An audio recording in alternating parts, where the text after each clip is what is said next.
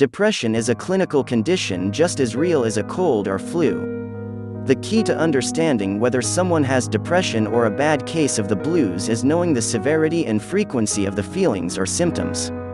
Treatment for depression varies widely from person to person, but there are some approaches that seem to work more often than others. With the right treatments, you may be able to minimize the symptoms of depression and reduce the impact of depression on the quality of your life. Number 1. Keep track of how you feel every day for 2 weeks. If you have a depressed mood, such as feelings of sadness, and you have lost interest or pleasure in things that were previously pleasurable, you may be depressed. These symptoms should be present most of the day and nearly every day for at least 2 weeks. These symptoms may last for 2 weeks or more, and they may stop and come back again. These are called recurrent episodes. In this case, the symptoms are more than just a bad day. They are severe changes in mood that affect the way someone functions socially or at their job. You may have stopped going to school or showing up for work. Similarly, these feelings might make you lose interest in some of your favorite hobbies or activities, like playing sports, doing crafts, or visiting with friends. If you have undergone a major life event, such as a death in the family, you can exhibit many depressive symptoms and not be clinically depressed. Consult with your doctor or therapist to determine if you are experiencing more depressive symptoms than is typical in the normal grieving process. Number 2. Pay attention to other symptoms of depression. In addition to feeling sad and losing interest in things, a depressed person will also show other symptoms most of the day, nearly every day, for at least 2 weeks. Looking at your list of feelings for the past 2 weeks, check if you have 3 or more additional typical symptoms. These symptoms can include significant loss of appetite or loss of weight, disrupted sleep, either unable to sleep or sleeping too much, fatigue or loss of energy, increased agitation or decreased movement noticeable by others, feelings of worthlessness or excessive guilt, having difficulty concentrating or feeling indecisive, recurrent thoughts of death or suicide, attempting suicide or having a plan for suicide. Number 3. Get help immediately if there are thoughts of suicide.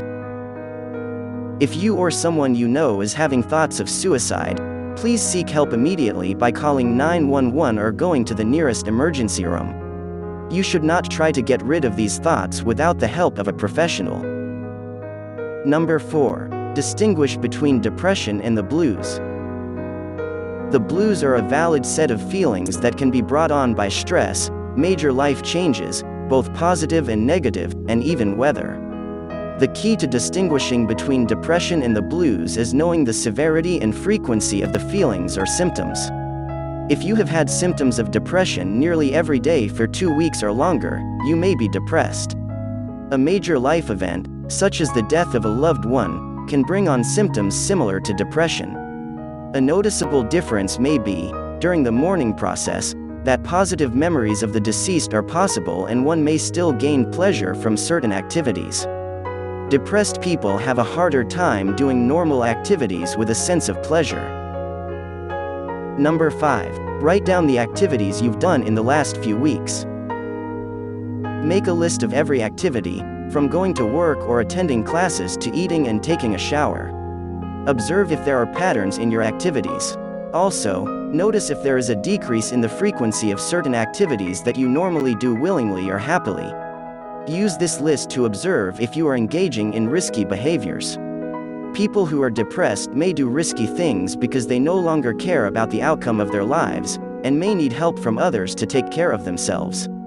If you are depressed, this may be a difficult task to complete. Take your time with it, or ask a trusted family member or friend to help you write a list. Number 6. Ask if others have noticed a difference in your mood. Talk with a trusted family member or friend to see if they've noticed differences in the way you act. While a person's own experience is most important, the opinions of other people who know the person well are also important.